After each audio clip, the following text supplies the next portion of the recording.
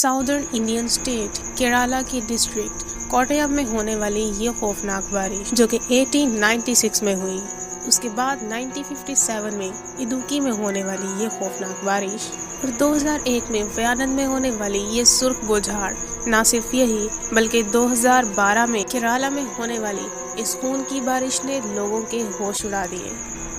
Heavy बारिशें होना, तूफान आना, ये तो आम सी बातें हैं, लेकिन इन इलाकों में होने वाली इन खून की बारिशों ने लोगों के होश उड़ा दिए और पूरी दुनिया को फिक्र में डाल दिया कि आखिर ये कैसा कुदरती मजहर है। जब ये बारिशें हुई तो पूरी दुनिया खौफजदा हो गई कि आखिर खून की बारिश होना कैसे मुमकिन है। लेकिन व्यूअर्स, ये हकीकी बात है, ये वाकई ही एक नेचुरल फिनोमिना था। इससे पहले कभी ना ऐसी बारिश होती देखी गई और ना ही सुनी गई, लेकिन उसके बाद ये सिलसिला शुरू हो गया और कुछ सालों के वक्फों के बाद ये बारिश होती ही चली जा रही है। आखिर ऐसी सुर्ख बारिश के पीछे क्या वजह है और ये ब्लड कहाँ से आता है? इस बारिश ने लोगों को खौफ और हरास में मुब्तला तो कर दिया, लेकिन इसके साथ साथ साइंसदानों को मुतहर्रिक भी कर दिया कि वो इसके पीछे की वजह जाने। व्यूअर्स, जब पहली दफ़ा केरला में ये खून की बारिश हुई तो वहाँ के लोग बहुत ज़्यादा खौफजदा हो गए। वहाँ के रिहायशियों का ये कहना था कि इस बारिश ने उनके कपड़ों के कलर चेंज कर दिए थे, उनके माहौल में कई तब्दीलियाँ आ गई थी।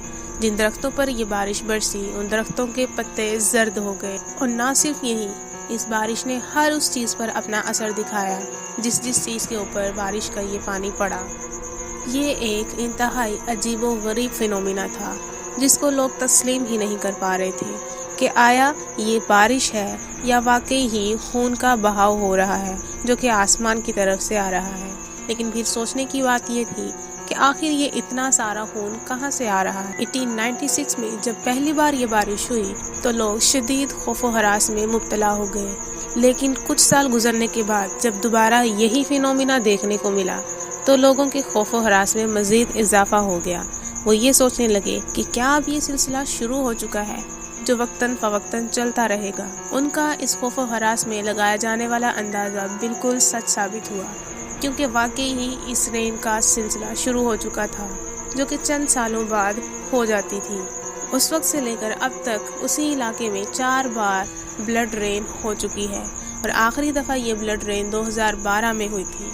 लेकिन व्यूअर्स, सोचने की बात यह है कि आखिर इसके पीछे क्या वजह है, आखिर ये क्या फिनोमिना है और ये कुदरत का कैसा अजीबोगरीब मजहर है। तो आइए जानते हैं इस रेन के पीछे क्या वजह थी। जब साइंसदानों ने इसके ऊपर रिसर्च की और इस बारिश के पानी को सैंपल के तौर पर लेकर जब इसे स्टडी किया तो उन्हें इस पानी के अंदर कई सारे जर्म्स दिखाई दिए और ये ख़ास किस्म के जर्म्स थे जो शायद उस पानी के रेडनेस होने की वजह भी थे।